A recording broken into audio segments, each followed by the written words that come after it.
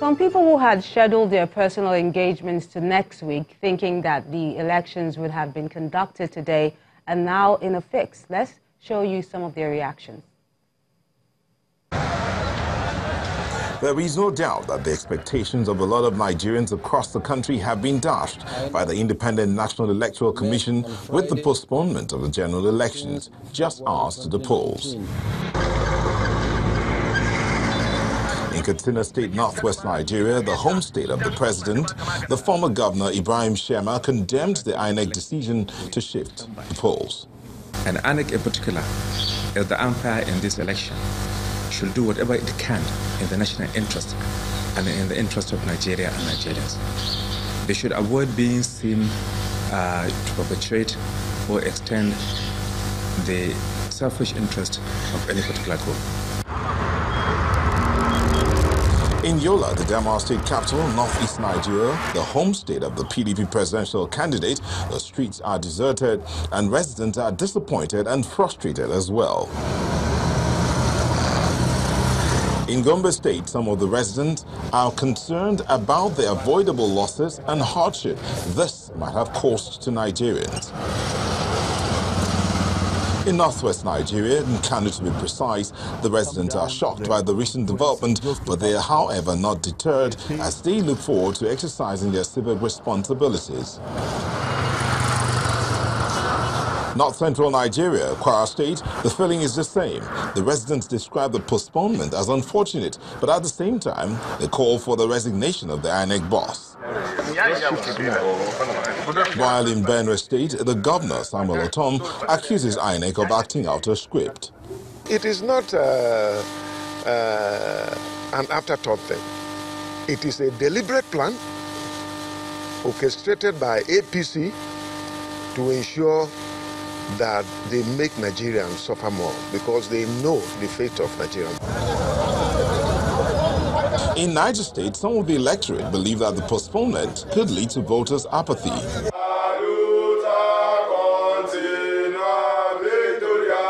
In Ogun State, southwest Nigeria, members of the civil society and National Association of Nigerian Students are calling for a probe into the postponement. Moving on to the south-south region in Akwa Ibom State, where residents are yet to come to terms with the fact that the elections have been postponed. Honestly, Nigerians are taken aback.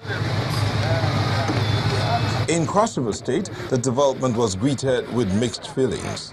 To me, it is even better that the election has been cancelled so that they can make further preparation and adequate things to be put in place. Because with this, the election wouldn't have gone successful. INEC really goofed this time. You know, they should have made all the arrangements.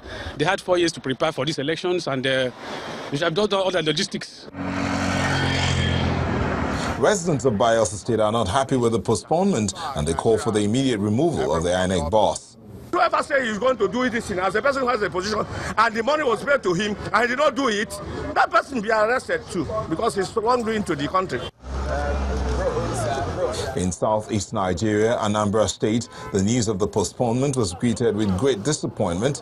However, the residents have decided to go about their normal activities.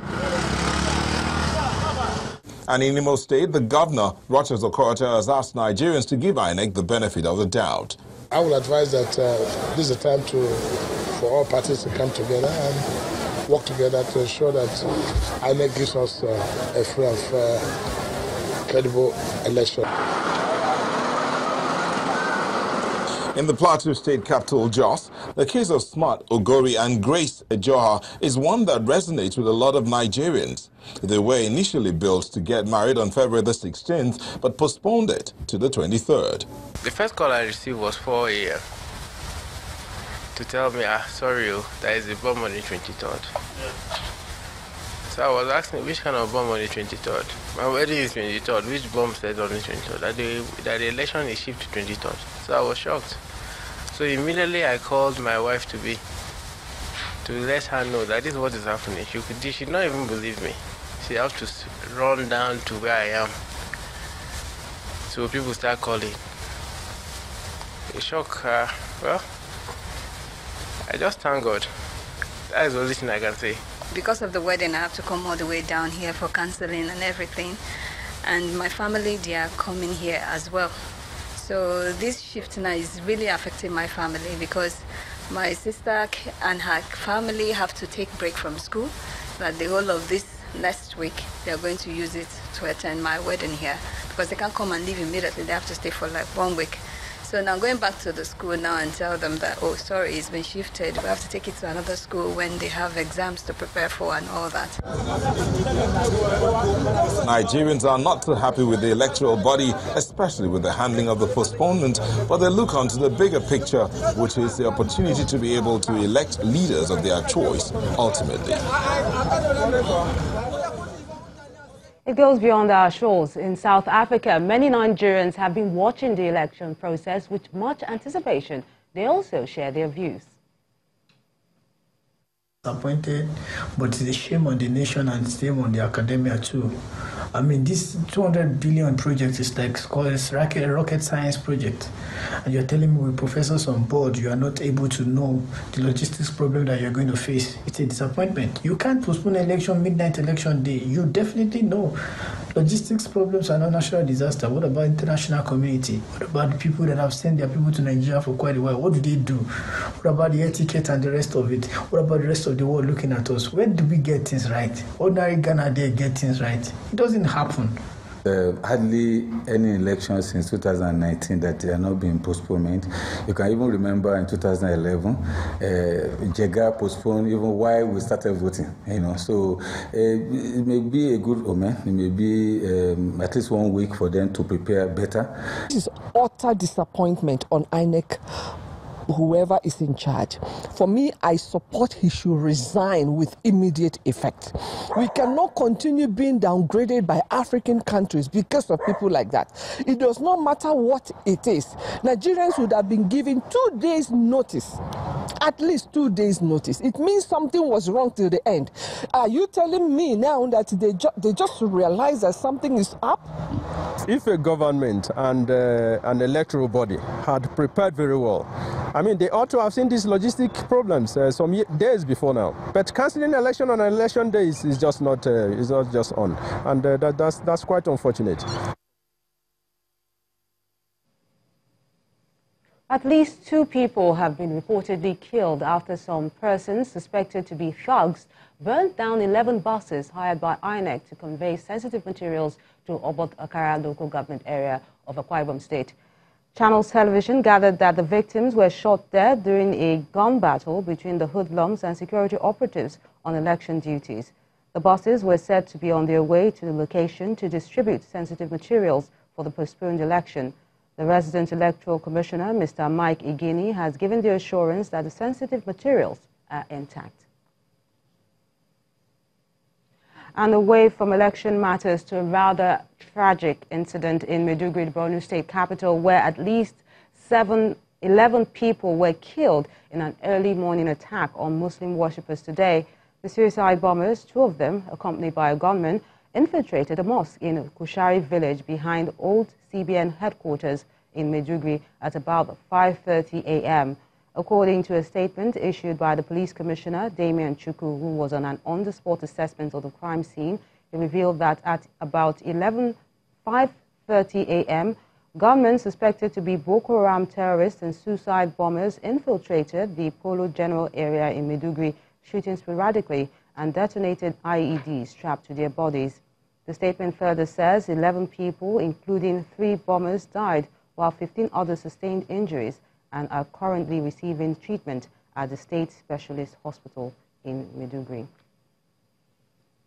A special assistant on youth development to the Delta State Governor, Ifeanyi Okowa, has been reportedly killed in Ekpa near Warri in the Commercial Nerve Center of Delta State. The aide, identified as Ngozi Lawrence Ije, was shot dead on Friday night after being ambushed by suspected killers while returning from an outing. The assailants also made away with a huge sum of money found on him. Confirming the incident, the Delta State Governor, Mr. Ifeanyi Okowa, condemned the killing in strong terms, asking security operatives to investigate the incident with a view of apprehending those behind the murder. 2 corps members serving in Bauchi State have been knocked down by a campaign vehicle of one of the political parties on their way to INEC headquarters to receive materials for their deployment on Friday. No death was recorded, but one of the victims is currently receiving treatment at the trauma center of the Abubakar Tafawa Balewa University Teaching Hospital in Bauchi.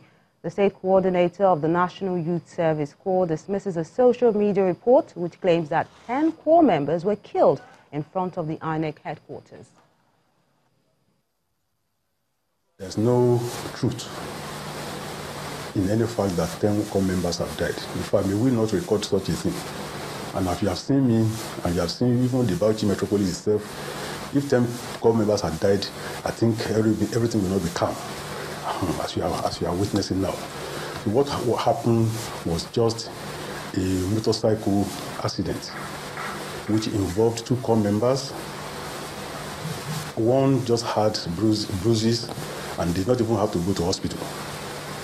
But the other one had a sprained hand and leg, and to confirm that all is well, we have taken her to the hospital for the X-ray to be done, and that has been, the picture has been taken, and the doctor will interpret. And even that Corps member, she's fine, she's okay.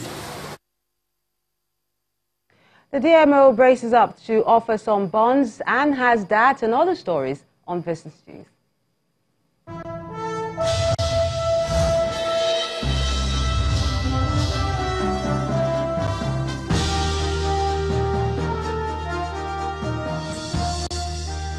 Thank you very much, Melinda. We begin Business News tonight with the Lagos Chamber of Commerce and Industry saying the postponement of the election by the Independent National Electoral Commission has cost Nigeria's economy about $1.5 billion, and that's about 361.5 billion naira in losses. According to the Director General of the Chamber, Muda Yusuf, several business activities across the country were disrupted due to the shift of the election date, while a slowdown will be expected in the coming week till the voting is concluded.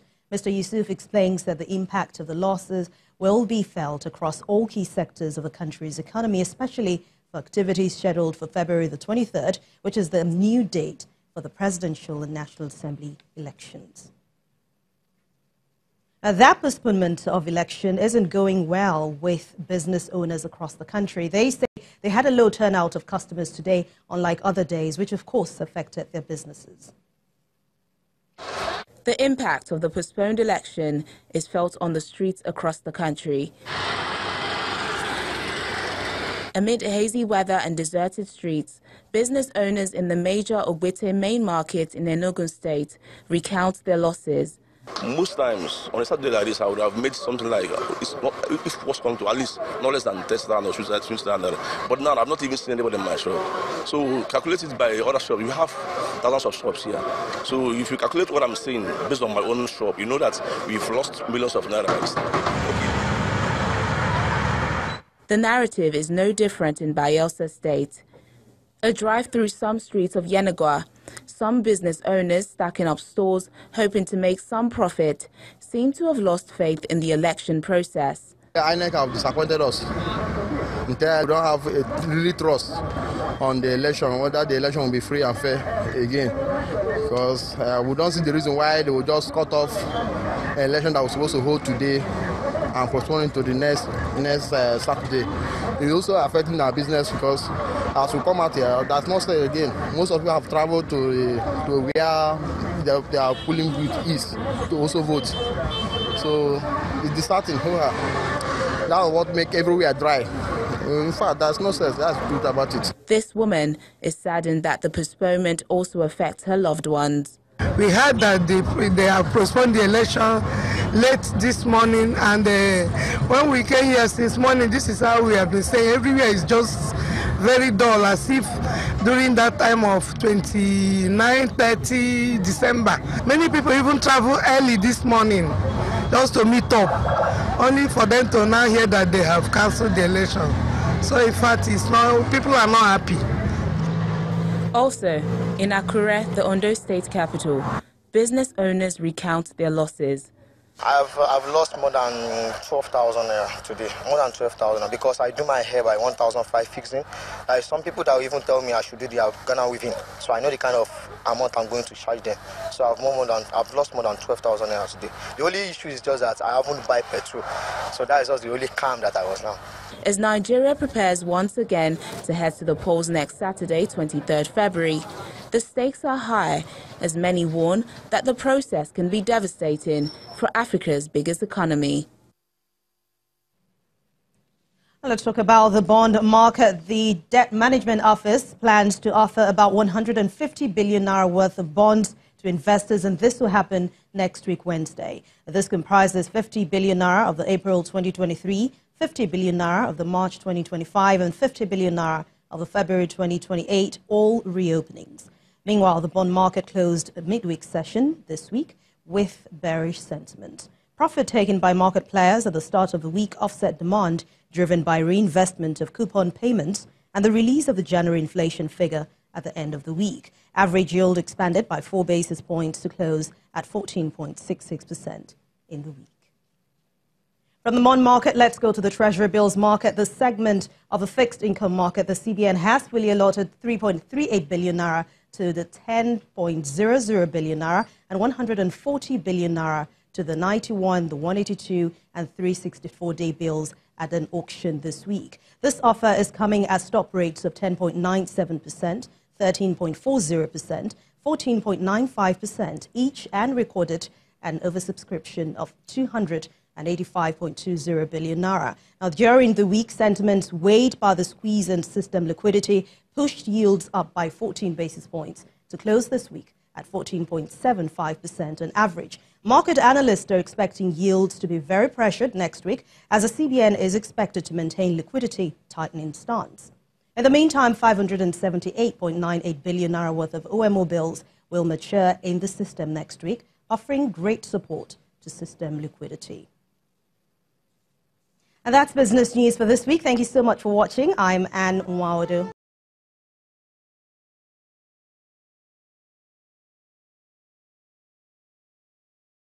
Many thanks, Anne. Still ahead on the news at 10. South Africa edges Nigeria 5-3 on penalties to secure a bronze medal at the 2019 CAF Under-20 Africa Cup of Nations in Niamey.